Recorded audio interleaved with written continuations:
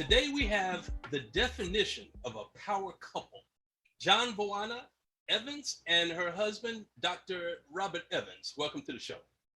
Hello. Thanks for having us, my brother. Yes. Absolutely. I've been looking forward to this, man, all week. That's awesome. Yeah, man. I just wanted to tell you both, I appreciate you so much, the inspiring work that you're doing on social media. I mean, especially for couples.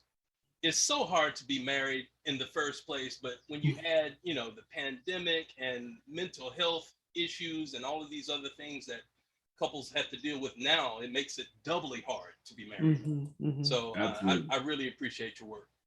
Thank you. Thank you. Appreciate it. I think as far as social media goes, we're both kind of still babies, trying to get out there. I know, I think I was on Facebook before Instagram and wasn't really posting much. Instagram, I started just because of my business and still wasn't really posting much. So just over the last year, just getting into really trying to put some content out there to build the brands. And Coach Vaughn has been really, really excellent at that. So I'm trying to, steal some of her lead, and in that social media arena, she really killing it.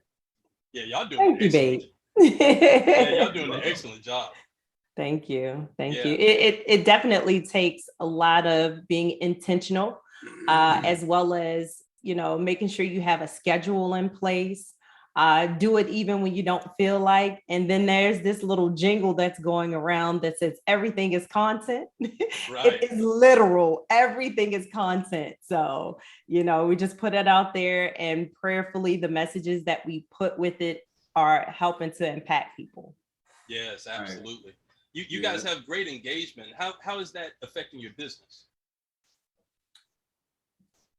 I think for me, it definitely it brings attention to the business. I've gotten some leads for people who are interested in the services through social media, but it's not my primary means of getting business, but it definitely is positive for the business. I think as it continues to grow, as I continue to steal some of Coach Vaughn's followers or supporters, I think it'll increase more, but it definitely is positive for the business for me. Well, I know for myself, it's definitely increased my business. And when I say increased my business, that can look different for everybody, right? I have an affirmation that says my impact produces income. So for the year of 2022, my focus was to be deliberately impactful. And I know that the income will soon follow it. So with that being said, when I get on social media and I have, 15 people join my live versus 1,000, to me, that's impact, right? When I have people getting in my DM and saying, you know what, Queen, you really spoke to me. You encouraged me. You caused me to take an opportunity to look at myself and make a different decision. I'm also getting a lot more consultations. The conversions, of course, is a different story, but that's cool too, because we understand that it's a numbers game. And what they say, yesterday's prices is not today's prices. I'm not the cheapest one. However, the quality that I provide and the, all the results that I'm getting, they speak for themselves. So ultimately, it is definitely impacting. It is definitely helping our businesses and the visibility. I want to really, really get into how you guys met. I haven't heard this story, and my audience either, so I would love to hear this. How did you guys meet? Okay. Well, I'm just gonna say what my wife likes to call it, and I think we actually, what we need to do is put some content out there with our poetry, because early on in our relationship, we wrote a lot of poems, and our anniversary just passed on the 18th of May, and so we went out and we were going back and reading through our poems, and we actually talked about the cosmic collision in one of the poems. But we call it a cosmic collision, just like two stars just, floating, and two planets just kind of colliding. But it's really interesting, I think, from my viewpoint, well, both of our viewpoint, we were just talking about how throughout life, we've had many close calls where we were in close proximity to each other, almost in the same neighborhood, schools right across the street from each other. Is that right? And did not meet. Never met. Didn't cross paths. And I thought that was really, really interesting when we went back and traced back the steps, and then you go forward and you see where the 2 points connect. And it's like, wow, how does that happen? And I believe that it happened that way purposefully. I think had we met early on, I probably wouldn't have been nowhere near ready. And so I think at the point when we met, we were at a place of readiness and a place of self-awareness where we could actually bond and do what we needed to do, because there were some things that we both had to work on for ourselves. And had we not worked on those things previously, it probably wouldn't have worked out. So I think the timing was key, but I'll let her kind of tell the story of how we met. Okay. Yeah, that's a perfect segue and background into how we actually met. We have some friends there. Well, actually, they're like our family at this point. We call them our brother and sister, Kari and April Brazier. We were both friends of theirs, but on two sides of it, right? So we met at their party. It was his birthday party and her launch party. Of course, at this point, we did not know each other. And he bought me a drink. He bought my hair a drink. I always say that. He bought my hair. He bought my hair a drink. I had this red mohawk. I had on this very colorful dress, high heels. And he was like, oh, I like your haircut. Let me buy your drink. And I'm like, cool, right? And this was, this was when 2014. Okay. This was 2014. So at this time, there wasn't a lot of females that rocked their hair that way. They did not have, short hair. It wasn't red, they weren't doing it how I was doing it. So I got a lot of compliments on my hair. So I had no idea. I really didn't. Well, fast forward through part of the evening, he showed up a couple of times around me and two of my girlfriends. And again, there was no attempts to, hey, I'm trying to push up on you, right? He said, I got y'all figured out. And one of my friends that was with me, she chopped him in the throat. She full-fledged went ninja. She was like, fuck. And I mean, he spilled his drink. He was coughing. And I was like, oh my gosh. Let's be clear. No. I was assaulted. That is assault. I could have pressed charges. He could have. And I was like, thank you so much I apologize. I didn't mean for this to happen. She was like, what? He said he had us figured out. He should have saw that coming. Right. And it was the thing. It was very unfortunate, but I appreciated the way that he handled the situation, very gentlemanlike, because she is a little rough.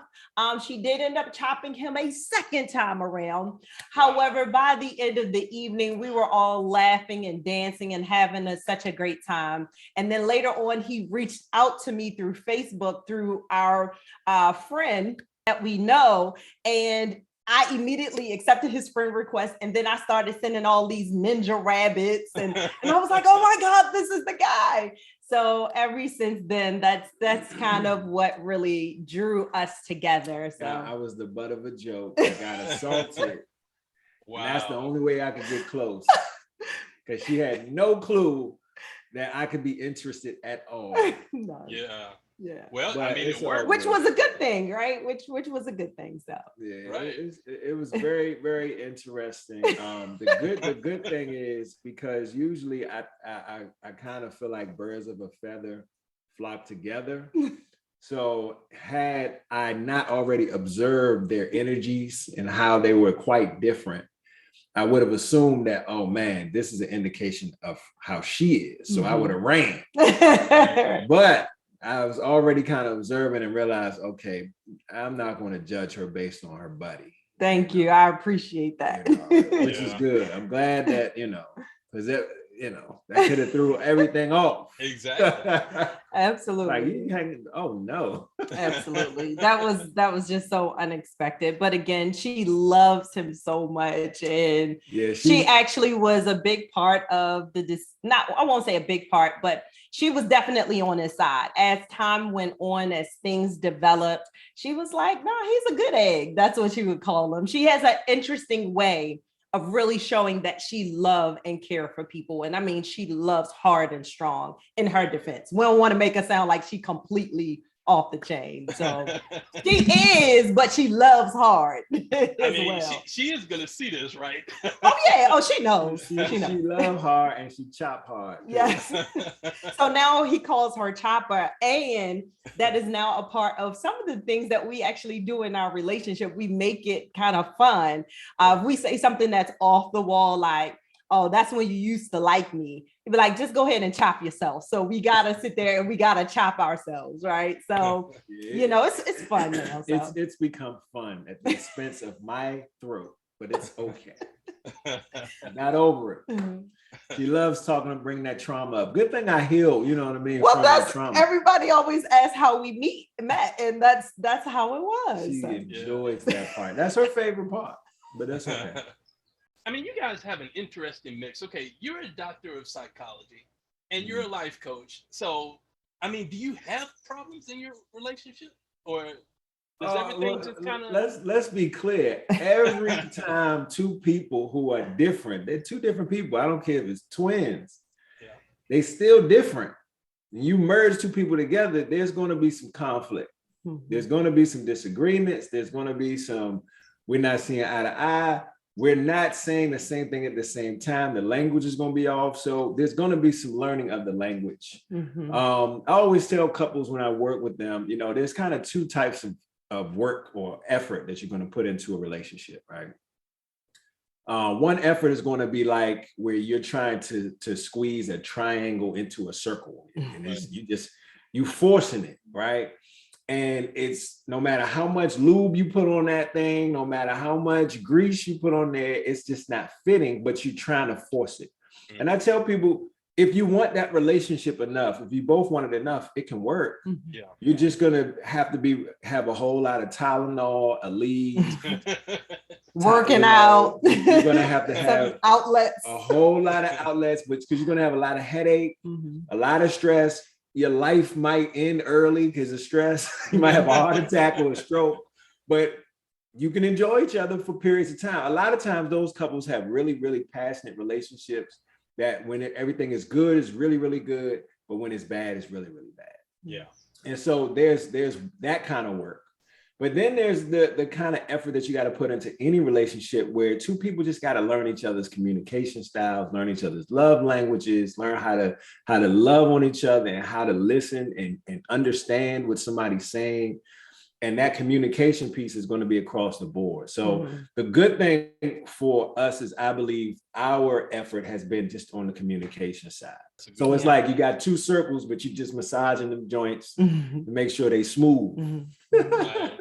And sometimes depending on how you look at it, of course, a lot is all about perspectives too, right? So even if you're thinking about a circle, if you turn it sideways, it could be long on the outside. It's like, no, I'm still a circle. We just got to look at it from a different point of view, right? This is more of a 3D object. It's not a flat object, right? And that's how I see our relationship. At times, I'm looking at it from a completely different perspective. We're still there together, and what is so special about us is our willingness to make adjustments, right? We understand that our overall goal is to make this thing happen, right? We're on the same team. We talk about it all the time. And I continue to give him kudos on how he has taught me, even with me being a life coach now, because I always had the spirit of a life coach, let's say, right? But an official title of a life coach, that has been over like the past 2 years. Prior to then, cybersecurity systems engineer. I was into IT heavily. That's what I did. But prior to then, I had a women's organization. I loved women empowerment, but I thought I was a great communicator because I talked. but that's not how communication is really viewed as effective. What an effective part of communication is, there's talking and listening. There's talking and understanding. There's a sending and a receiving. So sometimes we feel like we're good communicators, and sometimes we're just talking and saying nothing, or you're not receiving on the other end, right? And he's done a great job of helping me to realize and understand, like, look, one, we're on the same team. Two, let's be resolution focused on this. You can be mad, you can be upset, you can, pout, you can shut down, but what are we going to do to resolve this? And what I appreciate about his leadership is that I'm able to understand that because I want this is it, right? I always say this is our second time around, but this is our best and last time around. Let's be clear, right? So because I understand that and our overall goals, they mirror, they match, you know what? Sometimes it means being humble. Sometimes it means being submissive. Sometimes it's apologizing, even when you didn't do anything wrong. Or you feel like you didn't. Or you feel like you didn't do anything wrong, right? So whatever it is, what is our end goal? And that's what really pulls us in together and makes this thing make sense, right? Well, I think that's a part of it. I think that the special ingredient that we both came with is a willingness, and she hit it earlier on, the willingness to self-adjust, but to be able to get to that place where you're willing to self-correct, it requires a level of humility, it requires self-awareness and a level of self-awareness of self. And that is something that I wasn't sure I was going to find so quickly. I was still separating from my previous marriage. I wasn't fully divorced yet. So I was in the separation phase. Okay. And when we met, and so, when we met, we was just communicating. It wasn't, we spoke just off of Facebook Messenger for quite some time before we even heard each other's voice. So it wasn't an attempt to try to get at anybody. It's just like, wow, this is obviously a special person, right? I knew she was special just from the first time I saw her, but once I saw her through social media, I just watched, because I was like, I learned so much from my previous marriage about myself. And I said, I really need to do some major observing and assessing of a person, right? The vetting process is what I call it. And, part of that process was, I followed her on social media. I watched the content. People tell you who they are, right? That's true. Even if they try to pretend to be something else, I think people can see when something's real and when something's not. And, for me, that was an indicator that, wow, this person is special. I saw some special things preliminarily, but now, okay, she's confirming that she has some special qualities. But the thing about her that allowed for all of what she said earlier to kind of happen and continue to happen is the humility and the willingness to say, okay, you know what? I got to correct something's being brought to my attention to correct, and I'm willing to do it. And that's the thing that a lot of people are not willing to do. They're not willing to say, okay, I need to fix something, so let me put the work in to fix it, right? And, if our goal is to win, and this is what is going to require us to win, you have to be willing to do that. And if you're not willing to do that, then this isn't going to work, right? So I think we established early on that we were both willing to put in the work necessary to win. That's great. I think what happens to a lot of couples is that they don't have that kind of conversation before the relationship really gets serious. Right. Right. They get into it and then it's too late. Right. Because they're assessing the wrong thing. Yes. Early on, my criteria was totally different. Criteria was different. Some of it was looks, some of it was, I want you to be financially stable. I want you to be sane. I don't want you to be crazy. It was certain things there, you know what I mean? Like with guys, like, okay, you got to have nice feet. Like we think about all these different things. Even though I do have pretty decent feet. I didn't have to shortchange myself on nothing. Right? Blessings to me. Right? Exactly. But the thing is, those were not the things that were key, because those things that you can get, right? Those are the things that, okay, that's cool. Like when we was first talking and I said, well, tell me about you. You know, she went into all these good things. Oh, I'm this, and I can this. And I'm like, that's cool, right? But that's not what I really want to know. I want to know what's the stuff that you don't want to tell me. What's the stuff that's messed up? What's the stuff that's wrong? What's the stuff that you know, you're ashamed to tell people that you really don't like about you? And what I needed to really assess was the level of self-awareness, because what I realized in a lot of relationships is people, if they are not doing the self-work to learn themselves in a relationship, because a relationship is a mirror, your partner is a mirror of you. Your partner is going to reflect to you the things that you need to work on. And if you don't already know those things, you're going to be beefing because why are you telling me I need to do X, Y, and Z? You don't already know that, right? Yeah. So I need you to already know what I'm going to find out anyway in the relationship. And if you don't already know that, problem number one, right? Because now we're going to be going back and forth about when I say, look, man, you know, X, Y, and Z, this isn't good, you know, and you're saying, well, now I'm the enemy because I'm trying to help you, right? So the self-awareness piece is important. And then the willingness to correct, because you could know all that. You say, oh yeah, man, my hygiene, I take a shower like once every 2 weeks. I really don't do lotion. You know, my skin is crusty, but you know, I don't really go to the dentist. That's just who I am. That's me. Right. That's just who I am. That's what we hear, right? I got all these teeth. I can afford to lose a few. And let's be clear, because I'm here and we're 8 years in of knowing each other and 4 years married, I had that list as well, because there was a lot of work that I put into myself prior to connecting with him. I took that time to self-reflect so that I could become self-aware. And I learned a lot of things from my previous marriage as well. So before moving into something serious the next go time around, I absolutely was like, wait a minute, let's look back in retrospect and figure out, how did we get here? Why are you going through divorce? Yes, you have 3 beautiful children from it, but your home went into foreclosure. Your bank account was in the negative. Your credit was jacked up. What gotten you to this point? So that was a moment I had to pause and I had to turn the mirror on myself. There was a lot of things that I could have said at that time, which I did. I had my moment of being upset about, you know, with my ex-husband, but I was like, this is not going to get me anywhere, right? No. It is me. I have the power. So I took back my power and I said, Vaughn, why was it acceptable for you to even be in this situation? What got you here? And that is actually how I end up developing what I use as now considered the circle of fly, which is first loving yourself. I didn't love myself as much as I thought I did.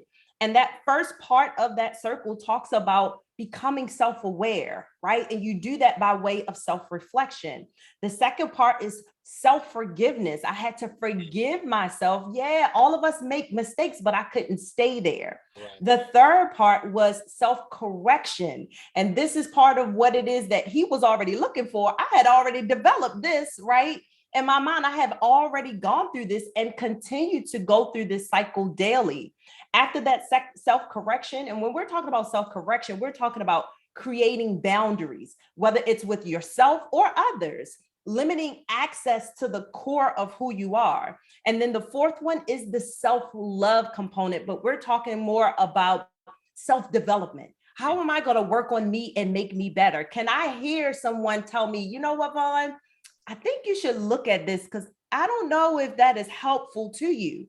I don't care who it's coming from. Is it going to make me a better person in return? And then the fifth part of that is self-maintenance. That's saying you can now pass go, but you got to go around this board every single day intentionally. It's maintaining these 5 pillars, these 5 points each and every time. So when the doctor came along, thank you, Jesus, I was prepared. Therefore, I could attract him in that capacity. Hence the timing, because it took for her to go through something. People got to go through something. Mm-hmm. Yeah, that's People true. got to go through something. Mm-hmm. I would just, TD Jakes, I follow him, and he just had a message, and he was talking about how God has to break you down and then bless you before he gives you to other people. He's talking about what he did to the bread. He said the bread, first he broke it down, he blessed it, and then he gave it out. And that's the same thing that has to happen to us. I love it. But before we could be prepared for each other, we had to first be broken down. Absolutely. And then we were blessed. And then we was ready for each other. Absolutely. Right? So I think that was good. Shout out to TD. Yeah. Yeah, he's a man. Yeah, he the man. Man, that is so interesting. You guys, man, we need to do another episode. I mean, we can keep talking, but we're gonna have to do another one, man.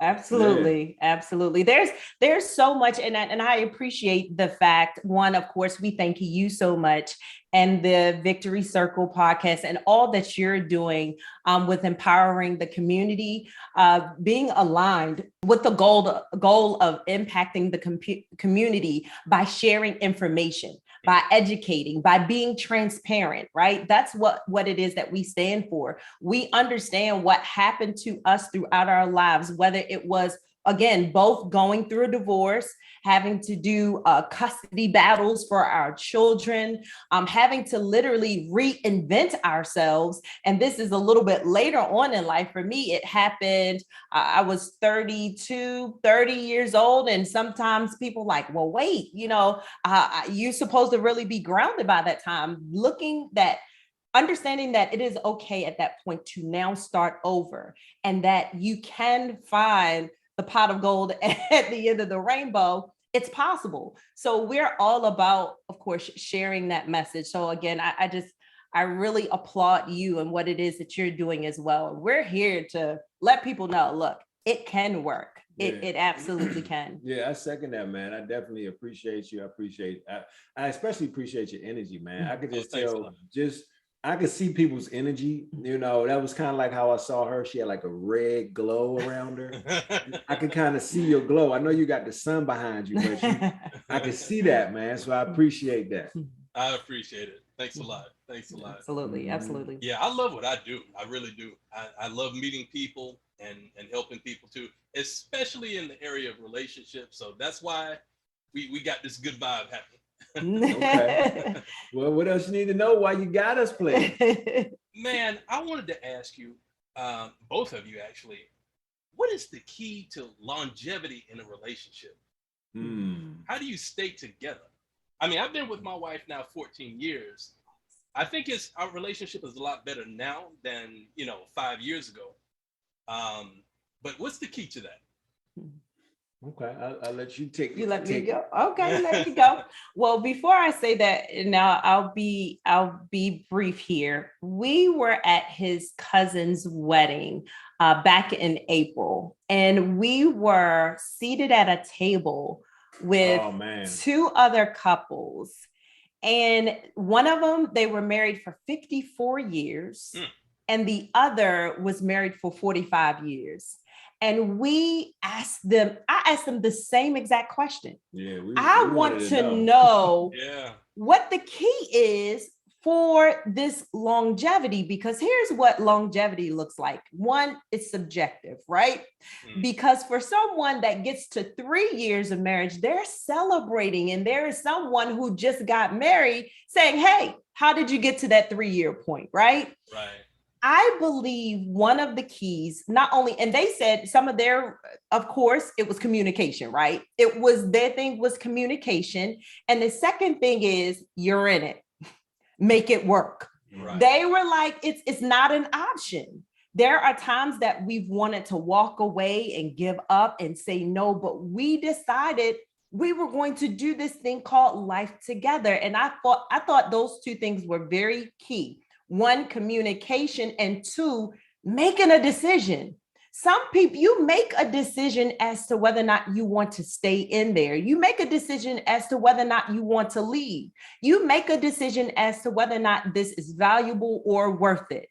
Yeah. So I believe for me, when I'm talking about what makes it work for me, I believe those same two things, making a decision. Sometimes I don't feel like it. But I thank God I understand the treasure that I have and what this absolutely means to me. So I'm going to do whatever it takes. I'm going to communicate and I'm going to show up, and I do it with intention every single time. So that's what it is for me. Drops mic. It's a couple of things. One, speaking on the couple that we met, the beautiful couples, and it was more than two at the table. It was probably three, I think, or four. We had the two across, but the two that stood out were those ones with that longevity. But when we think about them, we do have to consider the generation, right? And I think that generationally, older people were built different than younger people. So we got to speak to a couple of different generations with this. It's a different build because now it's a little different because everyone has options, right? Yeah. Back then, the options were not the same. It's either you're male or female. It's either you like girls or you like boys, but now it's like a plethora of options, right? Now there's the internet. There was no internet. They probably were like 60 when the internet came out, right? Because internet just came out, really. So, it's now with people feeling like they have options and people feeling that the attention span has gotten shorter and shorter and shorter. People are just built different. So they're quick to just jump ship with jobs. Back in the day, people would stay in jobs 30 years. That's right. Now people jump ship every 5 years. They're like, I'm out, right? So it's a different culture when it comes to movement and attention span and just sticking and staying and holding on and pushing through. And the patience is gone. Nowadays, there's no patience. You don't need patience. You can DoorDash, you can, Uber Eats. I had to wait an hour for my Popeye crust to get crispy at the top. Put the Popeye in the and oven. hot in the center. Yeah, hot in the put center. a little slit on the top. It got to be hot in the center. Put it in the oven and hot in the center with the crispy top. I had to wait a whole hour. Yes. Now these kids can put something. Now they got what's the joint we got? The air fryer. Yeah. Magic. Yep. They got magic now that makes things happen like this. And it's the same way in a relationship. People feel like it's supposed to just happen like this. We're supposed to just be good. We're not supposed to have to put in hard work. What's hard work? Yeah. Right. So said all that to say, it's a little different now with when we're talking about how to stick and stay now with younger people. And I'll say even, my generation and younger, it's a little different because people are like, I'm not staying for that, right? I don't have to put up with that.